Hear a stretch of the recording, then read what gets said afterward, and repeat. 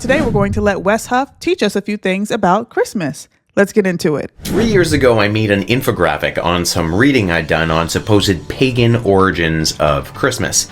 At the start of the research, I would have told you that some of these things were pagan, and that Christians had co-opted a number of them, and that while their origins might have been pagan, they were now completely disassociated from their pagan beginnings. However, as I read more and dug into the literature, and specifically the original sources, I found that my preconceived notion was actually backwards. In fact, some of the things I thought had pagan inceptions were actually practiced by Christians before they were by pagans, and pagans had appropriated them from Christians, not the other way around. Interesting, right? I've never fallen into the belief that Christmas is a bad holiday. However, I don't tell my sons Santa is real, and I don't involve myself in a lot of these commercialized, weird traditions. But I never felt in my spirit to not celebrate Christmas because it represented the birth of Jesus. But let's get into more about what Wes Huff says, because he's going to go deep into this conversation. At the beginning of December, I reposted this infographic, pointing out that there was lack of evidence regarding the pagan genesis of a few modern Christian traditions, and boy, did I get a response. It's obviously pagan, and everybody who has a brain on their head knows it.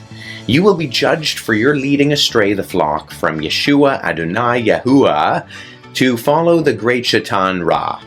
A Christmas tree is an idol. You bring it sacrifices, hold hands around it to sing songs, and then bow down to it to get your presents. I've never seen a clearer example of pagan worship before. Jeremiah 10, 3-4 clearly forbids you to have a Christmas tree. You can try your best to say it doesn't, but what else could it be talk about? You just want to justify your sinful fleshly Christmas is pagan, and it comes from Babylonian pedophilia. It doesn't take a brang scientist to figure that one out. Yes, it is.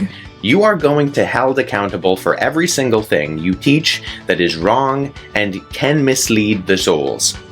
You are telling people it's not pagan, a celebration that is rooted with Nimrod, Semiramis, and his son Tammuz. A pagan celebration to worship the sun god? Really?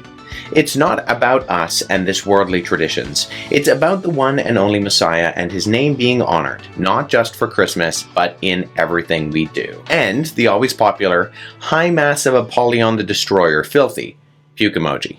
Okay, so now let's see what he has to say as he breaks down scripture and reveals apparently why Christmas is not a pagan holiday. It's often asserted that the date of December 25th was already a common one used in ancient Near East and Greco-Roman world.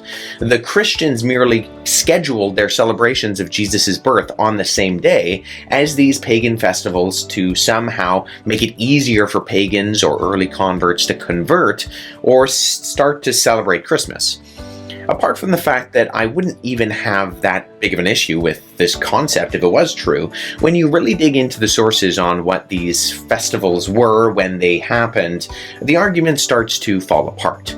The leading contender for this argument is the Roman festival of Sol Invictus, the festival of the unconquered sun. It's not until the middle of the 4th century that anyone makes the connection of Sol Invictus to December 25th, and earlier inscriptions are inconsistent, placing Sol Invictus throughout August, October, and early December.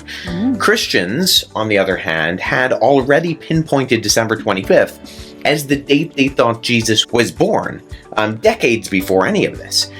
I'll go into more detail in a little bit as to the reasons behind.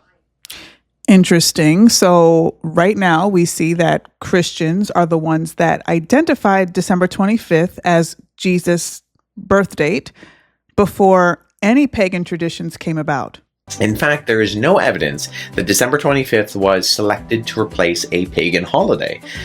And other sources of deities like Tammuz, Horus, Ahura Mazda, Mithra, Attis, or Dionysus being born on or around the winter solstice, those dates come well after the 4th century, and therefore long after we know Christians had already identified Jesus' birth on December 25th and were starting to celebrate it then. Bloop!